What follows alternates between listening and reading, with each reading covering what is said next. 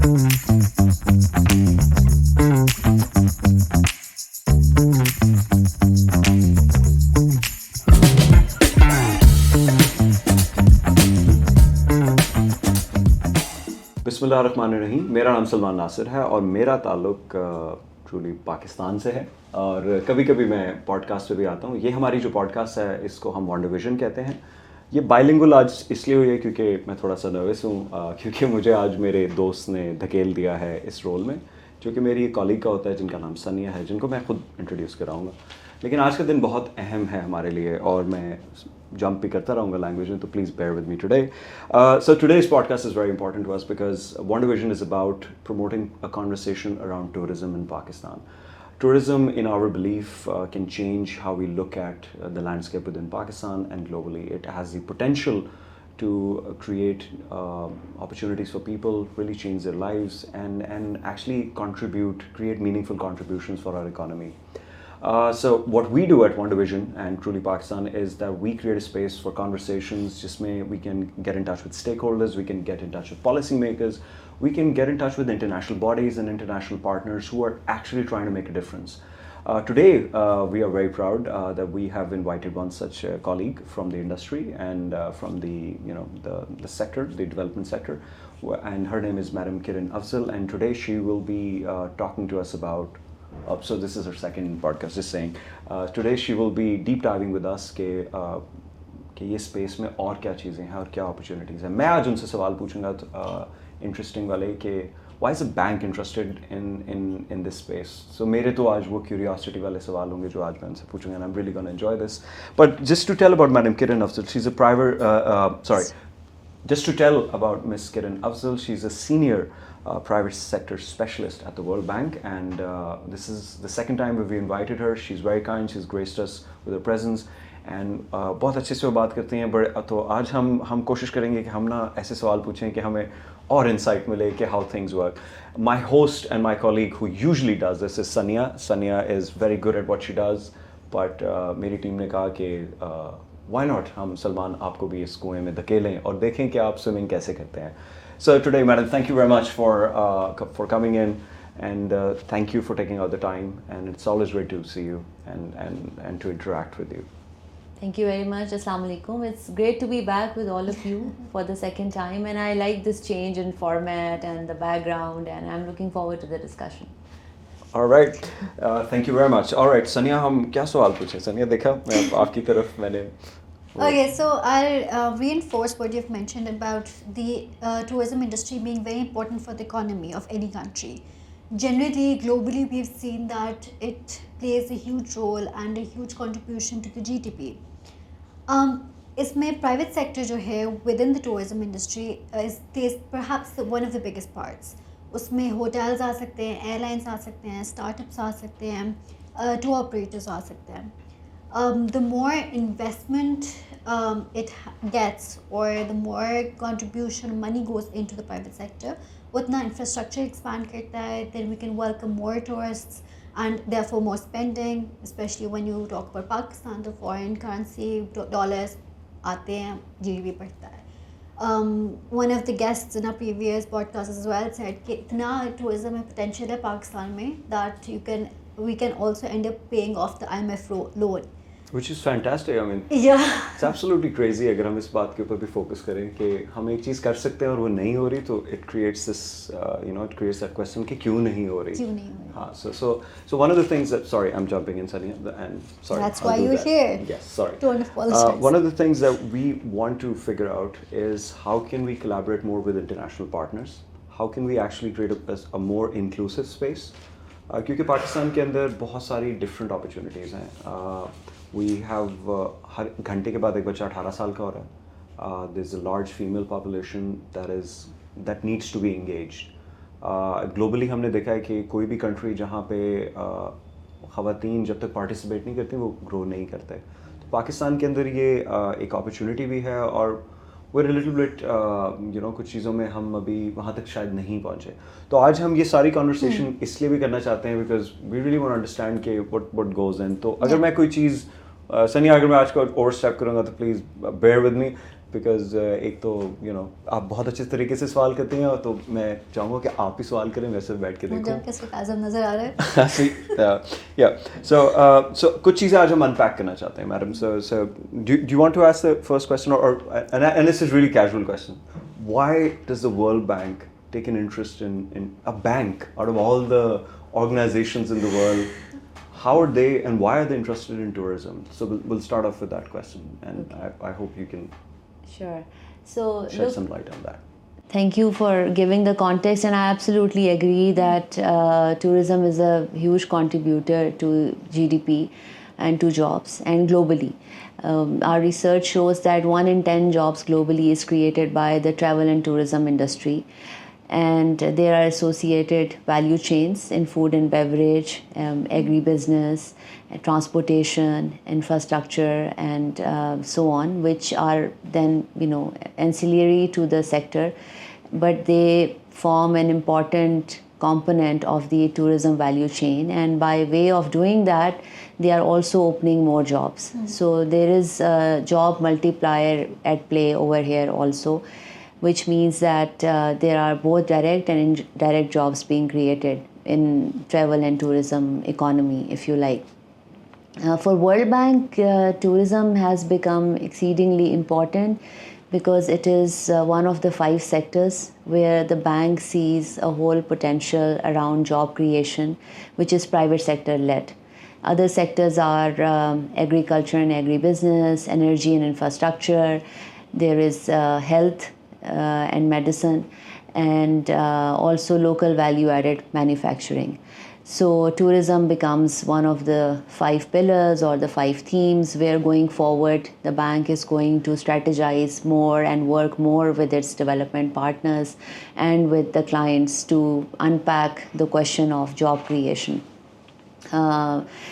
The other value addition or value proposition that tourism sector and industry has is the big role that the private sector can play, has been playing and needs to play, as you rightly mentioned, because the revenue model for tourism industry is very clear and it is very established, because everywhere in the world where you see developed tourism economy, the government has stepped in to provide the enablers and investment climate, but then the private sector took on and they provided the services, products, training, certifications, and the hospitality standards and jobs, which have kind of become a very robust cycle, and it has roped in more industries, created more room for innovation, digital platforms, and so on. So when you look at the tourism sector alone, it's not just one industry. There are a lot of associated industries and sectors that get engaged. And digital is playing a huge role. Later in this discussion, we can zoom in a bit more on digital also. But for World Bank, it's mainly important for the reasons I mentioned.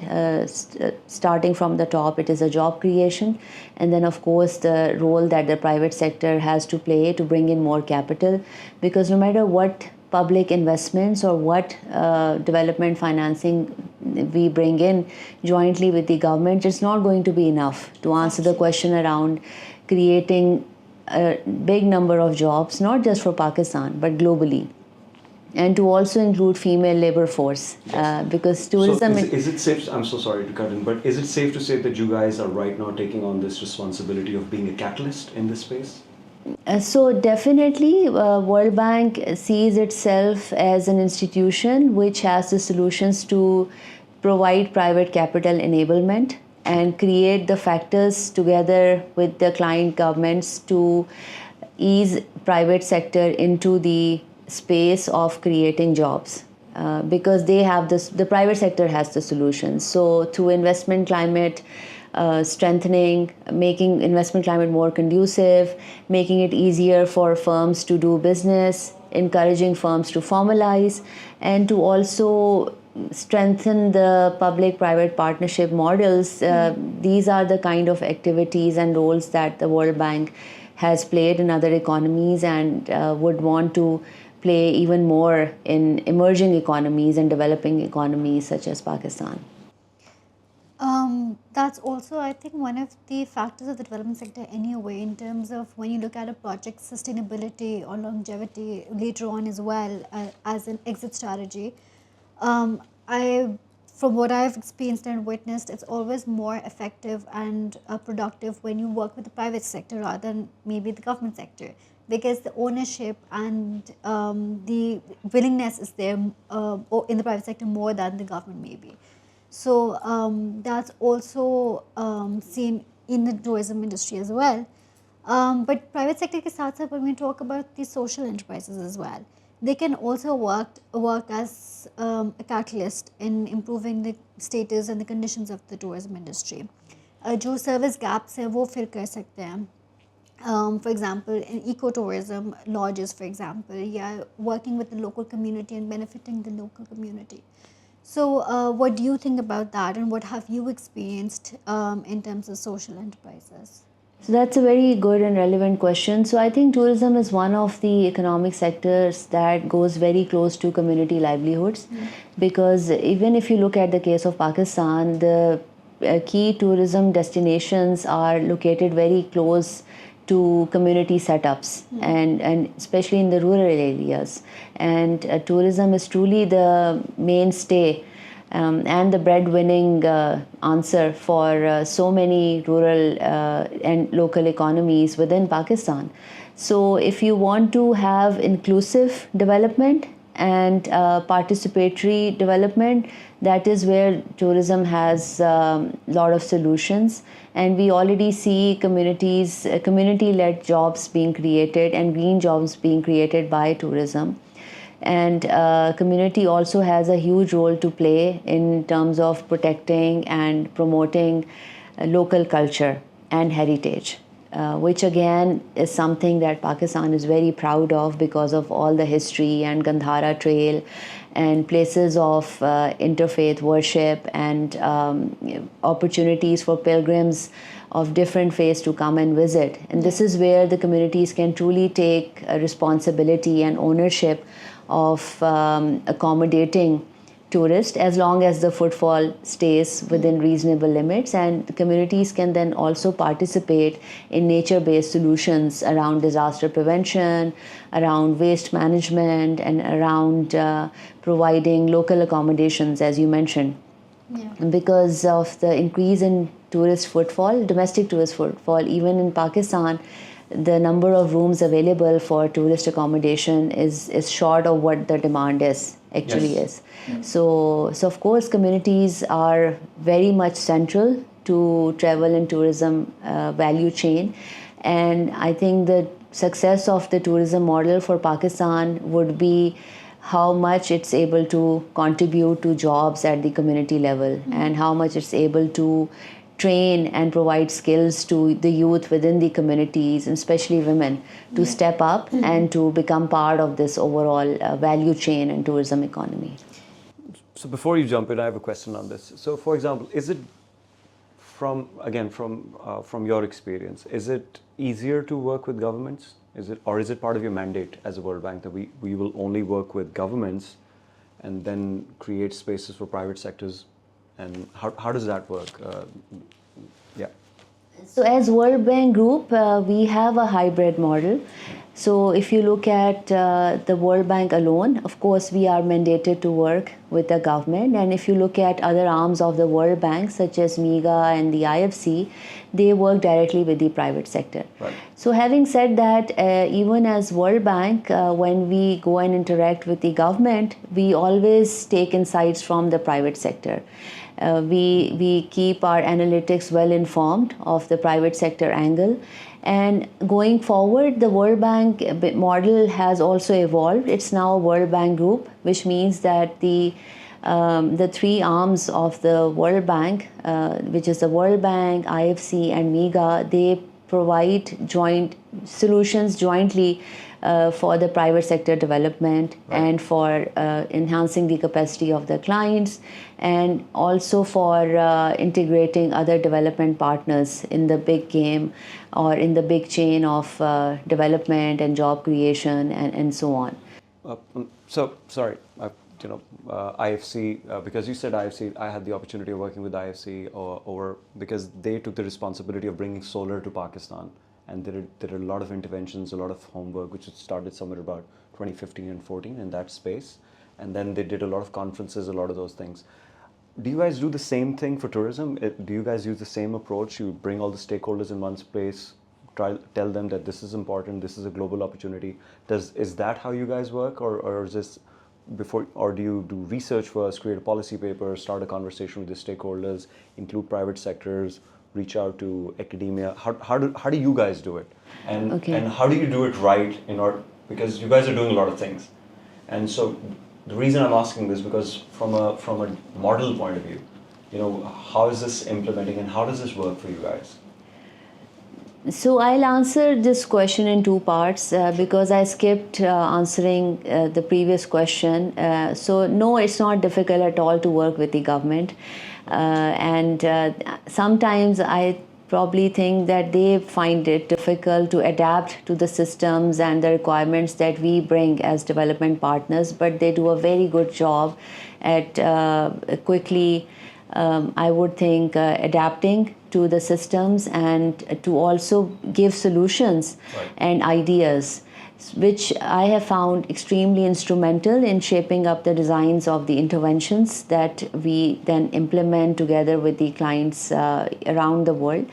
And the way we go about at shortlisting the interventions or the sectors that we want to work with is through a country partnership framework, which is informed by extensive consultations, evidence-based research, analytics, and also discussions with a number of stakeholders from the public sector, private sector, civil society, and also looking at global best practices. What has worked for comparator economies, what has worked for emerging markets that can be adapted for Pakistan's context, and that can be used to inform the knowledge repository and implementation practices that are being followed within the country. So as a World Bank group, there is a framework that we follow as an institution, which of course has the ownership of the government, because for us, demand-based interventions are the key. We don't want to be supply-driven. Oh, interesting.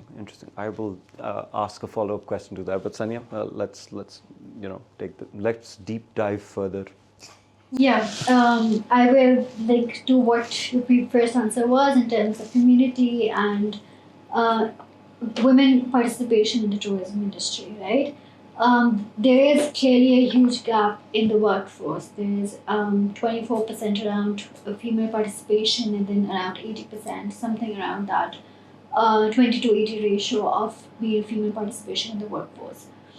How important is obviously female participation generally, and why is there a gap, and how do you think we can fill that? Because that is almost 52% of the population not being part of the economy, not contributing to GDP. There's potential for much more growth and growth, yes. So what would you say about that? Yeah, absolutely. It's all right. But let me ask another question to that question. 52% of our females are not participating in a very important space. You guys are clearly talking about it. You're talking to the stakeholders. How do we include them? And how can we engage them further? What do we have to do to get it right? To get these people out? To work? Happily. I mean, not at the cost of causing harm to them, because हमारे मुल्क में ये भी problem है. A working woman is open to a lot of challenges. One of the most positive things I've seen recently is females on scooters. I think it is such a grand gesture of development. I see these women on CG 125s, and they are confident women, and it is such a wonderful change. But again, from the tourism standpoint and from that lens, how do we engage, and what would be the World Bank's role in this?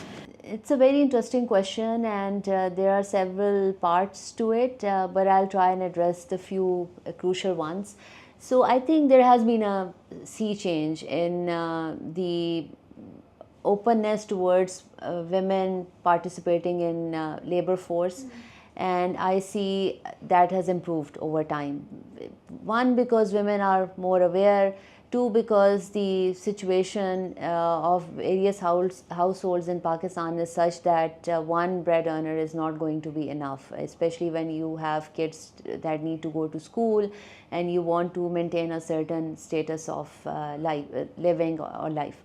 So the third thing is that a lot of women are now finding digital platforms where they are able to work online and where they are able to upskill themselves. So combined, these factors, 3 or 4 factors, have played a huge role in more women either already participating or wanting to participate in the job market. But as a country or as an economy, certain things need to happen to help them do so. First is the advancement of digital penetration and giving them affordable gadgets to make use of the enhanced bandwidth whenever that happens, and increased internet penetration, which is on its way, and also to take advantage of the jobs, digital jobs that are now seen more in the market, that are now more available as they used to, as opposed to what was the situation say 5 or 6 years ago. You mentioned mobility.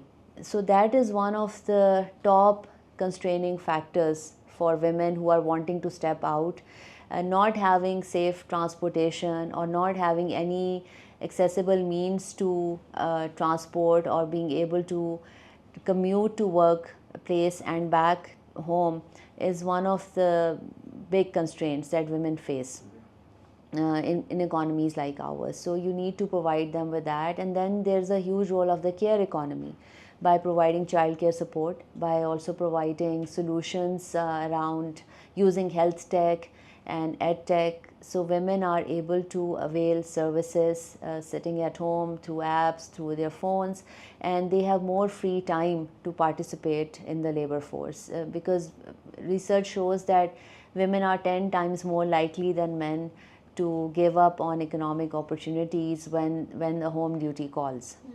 Yeah, and again, because it's a cultural thing also, because we don't want our women going outside the house. We're still very backwards in that thought process. So yeah. Yeah, and interestingly, in the urban setting, you hear this now more from young fathers who are also looking for support services like childcare, like better nutritional solutions for children if they are to be left at childcare centers or with grandparents at home, and who are also looking for health tech solutions to be able to access medical services more easily, which are not taxing on their time when they are wanting to work full time or either part time. So that transformation has happened slowly in the mindset, but surely. So going forward, if we want to sustain this, regardless of what sector, it's tourism, it's manufacturing, it's digital entrepreneurship, regardless of these sectors, the broad enablers need to be there first for women to participate more in economic landscape. And once that those enablers are present, then we can look at it through sectoral lens. But for more specifically for tourism, once the private investments start flowing in the country, the first thing they are going to look for, or they are already looking for, is how much skilled the labor force is. So you just need to start thinking of solutions to bring more certifications and standards in TVET space, so women are able to take on new roles in hospitality industry, which is now demanding better skills and certified skills. Yeah, we've seen similar examples in Nepal and Bangladesh and Indonesia, where women Even in are- Bhutan. Yeah, yeah. They're very similar to ours. Religiously, they're very different. Indonesia is similar. But culturally, we resonate a lot. But you would see more women in the streets of Nepal than you would in Pakistan. That says a lot about the economy. Yeah. What policy interventions can be done in order to facilitate and accelerate this? So one big example is, and which was successfully done at the policy level, was to make it easier for women to register businesses. Initially, women-led businesses had to take on or sort of go through more registration procedures than male-owned businesses, but then Securities and Exchange Commission of Pakistan took that on and they streamlined the procedures. Now these are similar for men and women. So that was one gap which SECP successfully addressed and enforced, and it's in practice now.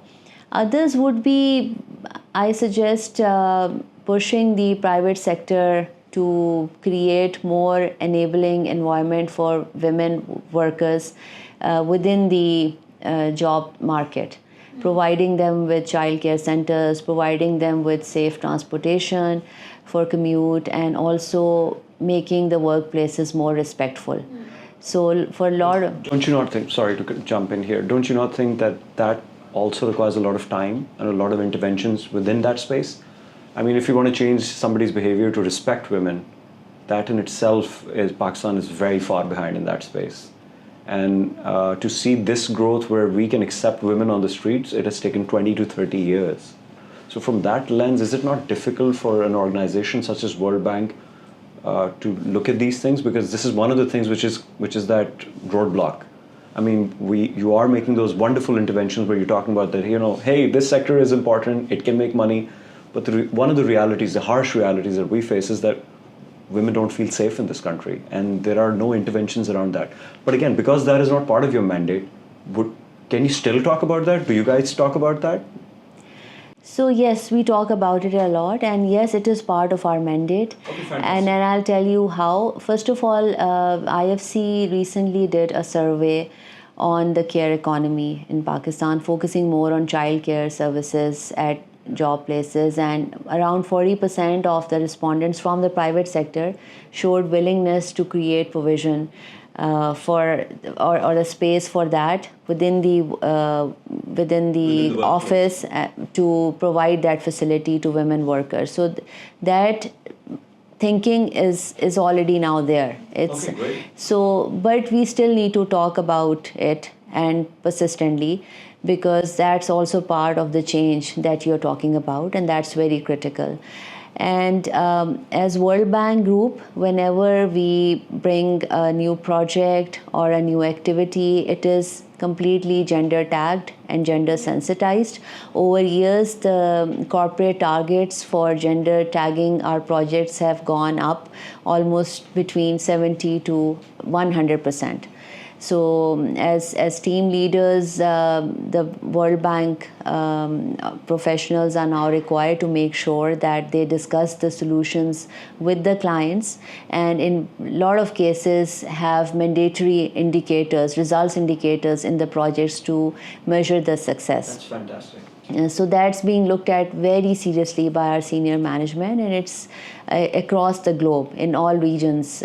This push has been there, and our clients are now also very sensitized. Specific training is being launched out. There's a whole initiative around Women Entrepreneurs Finance Initiative, which basically provides mentoring, certified training, and hand-holding to women-owned startups and women-owned SMEs, and then connects them to financial solutions as well. So and they have been able to show a lot of results in different economies.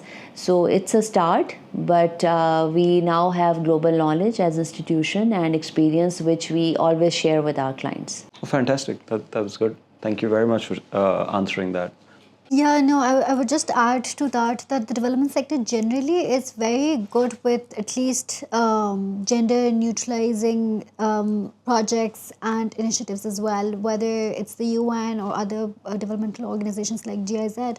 they always have, even for within the staff, really good trainings. And I think the regulatory framework is such that people do follow it in any case whatsoever. So even that would, if that's amplified and done on a bigger scale within the country as well. So I think there can be a behavior and culture change as well. Yeah, so I just want to divert your attentions. How do you guys engage with academia in this? So, for example, again, part of your mandate, you want women to be more empowered. You want to create job opportunities, but from a curriculum standpoint, we're very weak.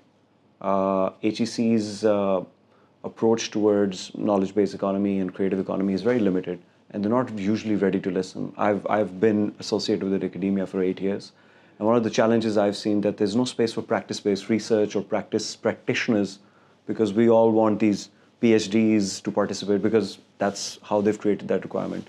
Again, how do you guys engage with academia to make these interventions? Are you academia first or research first? How does that work with the World Bank? So it's both, picking up from where you left. But over next 5 to 10 years in Pakistan, the World Bank Group is going to focus more on primary education, given the big number of out-of-school children, because you need to catch them early to make sure that the process of literacy awareness starts from the very basics, and children are not deprived of their basic right to get education. But we have been a role player in TVET space also, and in skills development as well.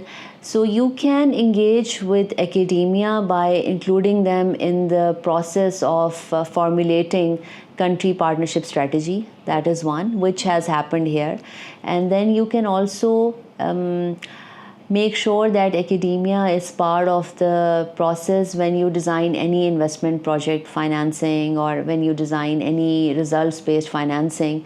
So their research and the innovation that's happening in respective sector also gets captured either in project activities or in results, or you come up with suggestions through the project to include academia in training activities or in updating the this curriculum, which is more for vocational training, and that also speaks to your sector specific development, which can be tourism, which can be agribusiness, and which can be entrepreneurship. So the bank has that sort of multi-stakeholder consultation process, and we see academia as a very strong partner. I represent the private sector, and whenever I'm talking to the entrepreneurs or even large manufacturing units and teams, I always encourage them to look at the integration between academic research and the solutions that the private sector can provide through innovation. But for that to become more robust, there has to be more rigor in the academic research also. Yes. It has to be more market relevant, not done in silos. Obviously, yeah.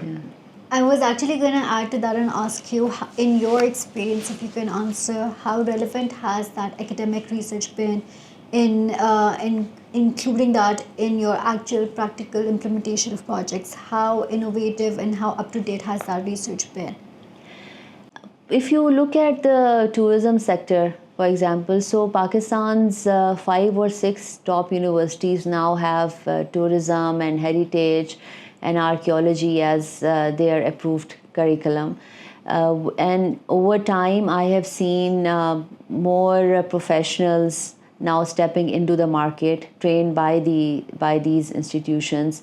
I think there is still some gap because the institutions need to think about their linkages with international faculties and inviting international academics and even participants from the private sector who can come in and share latest industry practices with the academia. Because if you now look at the pool in the market, still there are very few trained professionals who can give you solutions around heritage architecture, for example, or archaeology and museum management and the even hospitality sector. So these are very specific streams where academia will have to work closely with international partners and the big private sector players in the country. And in that space, I see the incubation centers offering a lot of solutions, because for me, this is a melting pot. It's where the academics and the private sector and your technopreneurs, they come together and they look at solutions and they go through a process which still needs a lot of refinement if we were only to look at the academia. But the solution has to be joint. But going back to your question, I think a lot more needs to happen for the academic research coming out of Pakistan to speak to the issues around job creation and private sector-led growth. Cool. I have a lot of questions, but please let's jump on to the next one. Okay, let's move to digitalization and how relevant that is and why we need it so much for our M&E framework, for even the private sector as well, in order to have tailor-made user experience, to have, for example, in Amsterdam and in Venice, they have these applications where you can know how much crowd is there, and you can have crowd management applications and systems in place. So how important is digitalization generally at the policy level and then at the private sector level for the tourism industry, especially in Pakistan? So it's both. Policy level interventions are extremely important, and so is the practical application and enforcement. And there's already a lot happening in the policy space, latest being the artificial intelligence policy. When you talk about the penetration of the digital solutions, so it has to be really customized based on the digital literacy that the population has. And also, I earlier mentioned the penetration that of internet, the bandwidth speed, and the adaptability or the user preferences. So all of these factors together with policy environment play a huge role in what you need to push in the market and how sophisticated or how innovative the whole landscape can get. Now, having said that, whatever's happening in the I would think the national incubation space or in your accelerators, that needs to go on, because for Pakistan's entrepreneurs, sky is the limit. It's not just Pakistan, which is a big market for them. They can look at the GCC, they can look at East Asia, and there are other markets to explore when it comes to your exports, be it manufacturing based or be it digital or ICT led. So both things need to happen. So it really depends on who you are targeting and what is the growth model for a particular firm or an enterprise or a startup. So the question this is a packed question. So you need to really find out what the ambition is. But overall, if Pakistan is to become an innovation-based digital economy, then of course the enabling policies need to be there, together with enough space for private investment to come in and to lead the process of innovation, combined with the role that the academia needs to play in all of this. And I think partnerships will bring a lot of technology, they will bring a lot of knowledge, and they will bring openness to a lot more market segments than we are already looking at. That was a very good response to that question. And I don't know how much time we have today, but I have a trick question. 5G is, Pakistan is at the edge of deciding, do we really need 5G? And World Bank has obviously done a lot of work, not in 5G or around 5G, but again, technology is going to be that change maker which will actually create a lot of things. Do you guys think 5G has a use case in Pakistan? Do you think from that standpoint? So the digital development team that we have at the bank is currently engaged in a very active dialogue with the relevant authorities in Pakistan.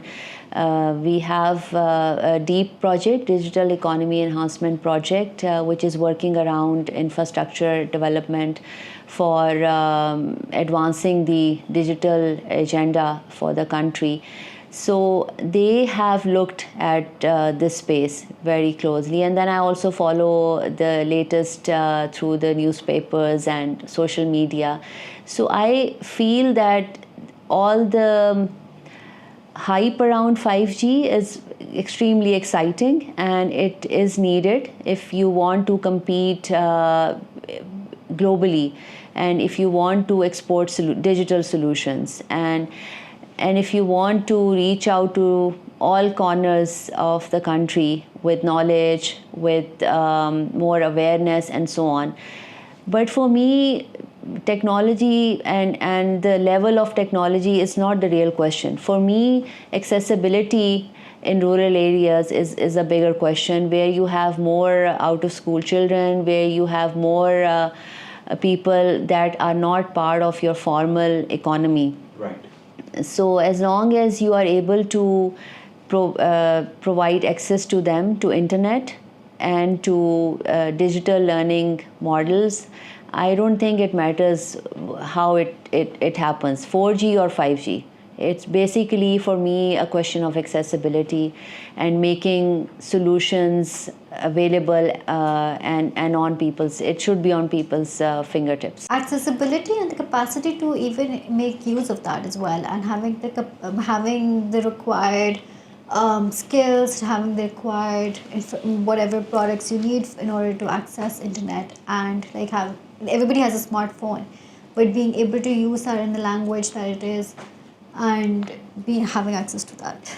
Cool. Yeah. I don't know what that thought was going, but that was good. I mean, there was a national digital summit which was mainly organized by GSMA last month, and there was a huge talk around the same questions that you have very rightly raised.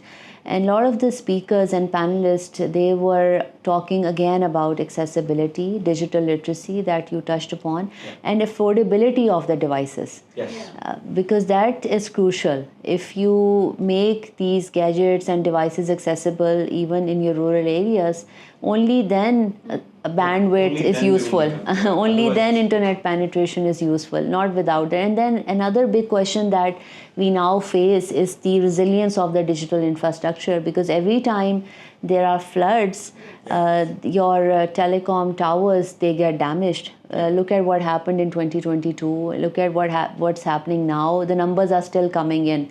So we need to look at the resilience question as well, because whatever is being done in the country to provide more digital solutions that in the shape of infrastructure, that needs to be protected, and that needs to be given the right resilience and ability to sustain shocks. Otherwise, every time something like this happens, God forbid, things go back to square one, and that is a huge question. There's a huge question around protection of investments then. Yeah. Yes.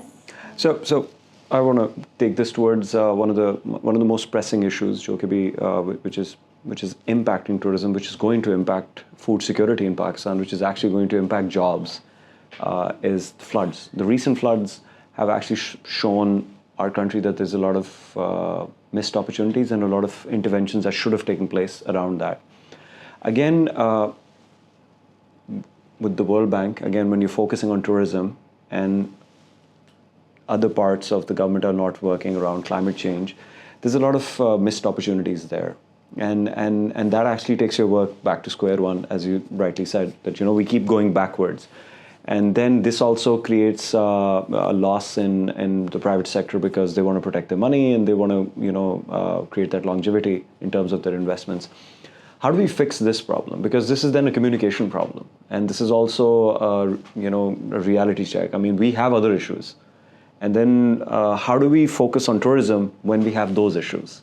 How do we look at that? And what can we do, I mean, in your opinion, around that?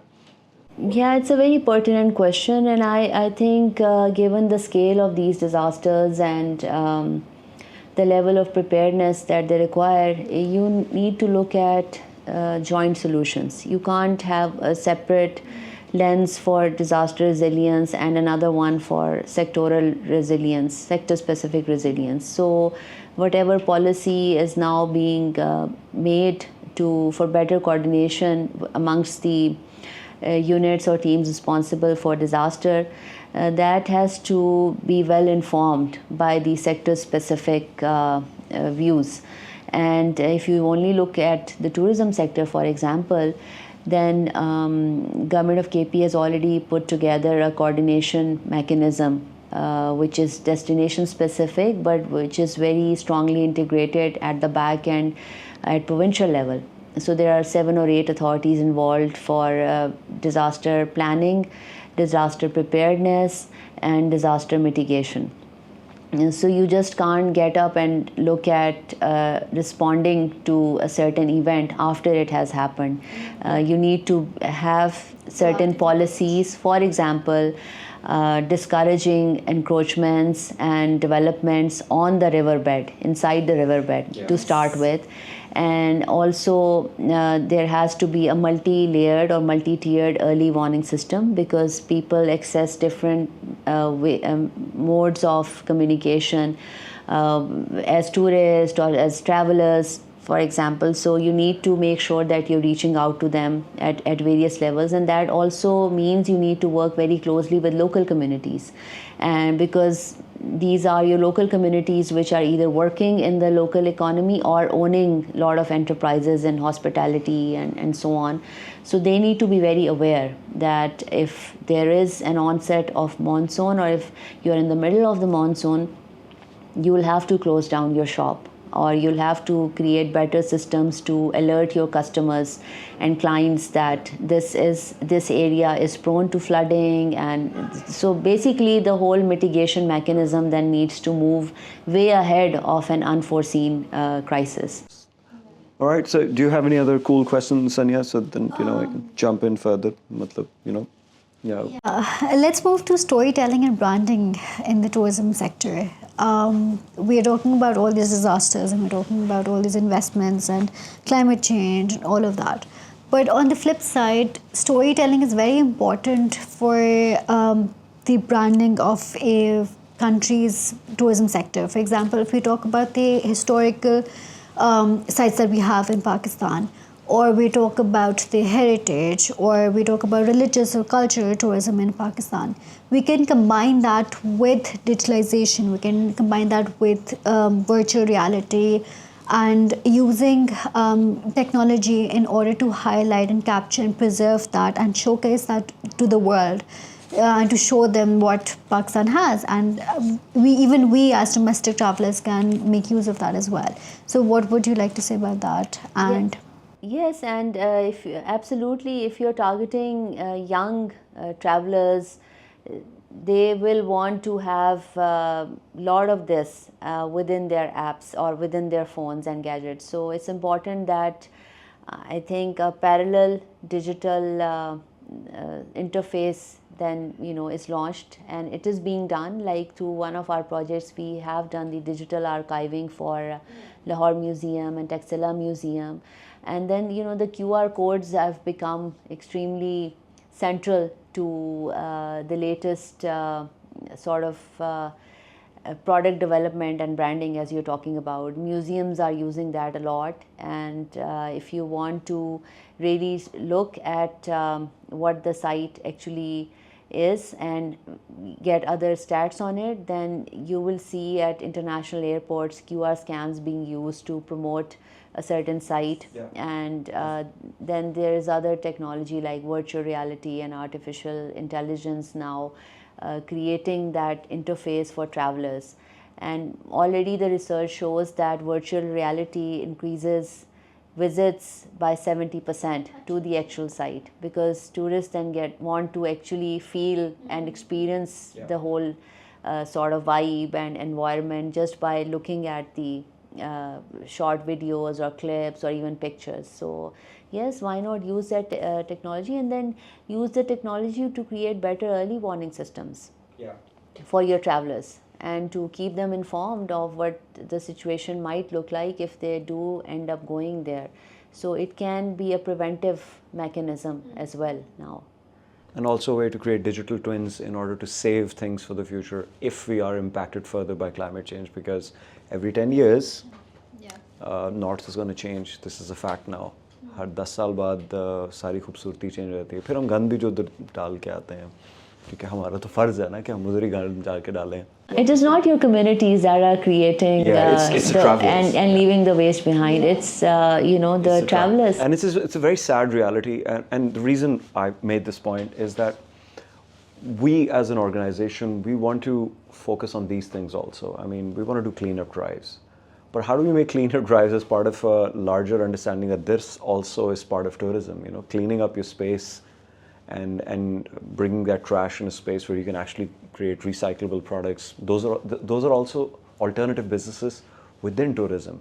And as a private sector organization, which we are, we want to jump into these spaces also. So do you think that there's space for that? I mean, Yes, and there is more that private sector can do around it through the CSR funds. And we have a model with Nestle. It's partnering with government of KP to launch the awareness drives for tourists during peak tourist seasons in Galiat region. They have done some initiatives for the private sector awareness by working with hoteliers and local shops in Sawat and in Kagan also. So these drives, regardless of their scale, are important, and they need to be repetitive. Yes. Because they are tourism is very seasonal still for Pakistan, and so you have to then keep reinforcing these messages. But at the same time, the local authorities that are responsible for tourism promotion and for handling tourism at certain sites, they should be empowered, and they should be given enough equipment for waste collection and waste compacting and recycling and waste bins and even just signboards to sort of continuously communicate the messages to the tourists, and to also have the mechanism to manage the waste that's created and that's left behind during tourist season. That's inevitable, but authorities need to be well prepared and trained. And again, through our projects, we have done that in KP and Punjab. To give more equipment to authorities, including to Walled City Authority, Galiat Development Authority, and so on. And they have clearly contributed to addressing the issues. But more needs to happen, because the tourist number will continue to increase over the years. That actually gives us a lot of homework to do, because we can actually create programs around primary education, take notes, and there's a lot of interesting things that we have ideas around. Again, as an organization, this is part of a larger science experiment where we create future projects and we understand how things work. I would want to bring this to a space where I can ask you that, again, once you jump into primary education to change how the sectors operate, how Pakistanis operate and how they work, you will target their ethics, you will target their... this will be a very big project. I mean, and this will not be a multi-stake, this will be like a national project.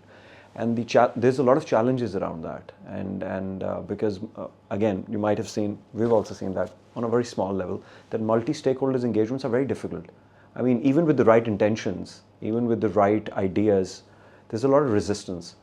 And do you guys also face that as an organization? And, in a big economy like Pakistan's case, there are a lot of areas which offer both challenges and opportunities. So you need to really pick and be selective about it. And this is why we have the country partnership frameworks as an institution, which help guide the whole pipeline of the lending pipeline and the pipeline of the assessments that we do around certain sectors, which we then agree with the public sector with, and also create buy-in through stakeholder consultations. We go to the civil society, we go to the academia, and again, as I mentioned earlier, we also look at the global best practices, that what would be an ideal combination. So if you only talk about one sector, which can even be your manufacturing or innovation, look, there has to be a whole ecosystem around it, and there are so many players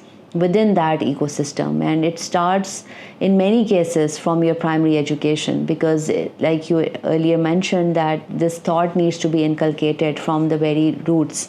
And you have to have, in my case, if I talk about the sectors that I work on, I see that there is an opportunity to include literacy, financial literacy, awareness about tourism economy, and digital literacy from the very beginning. So children are, they have the seeds you plant the seeds, and then as you advance them through the education system, then of course the sophistication of what you're teaching them, that also kind of advances with their learning capacity and with the capacity of the teaching system that we have, which of course will also need to then match the requirements and the demands of the economy. Because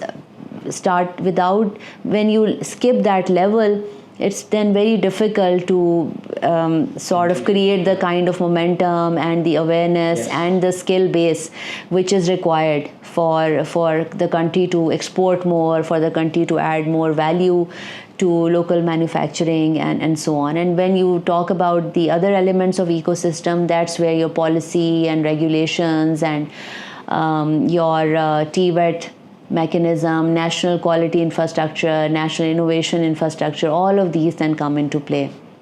So there is no easy way, and you're right, there are absolutely a lot of elements involved, and this is why as institution we have to be very selective on where we want to add value. There's not an easy answer, but you can't provide solutions for everything. If you really want to have an impact and you want to make a dent, then you'll have to pick where you want to concentrate the resources and knowledge, and how you want to then organize yourself within a certain country. Yeah, transparency. It is very difficult, but it's the right way to go.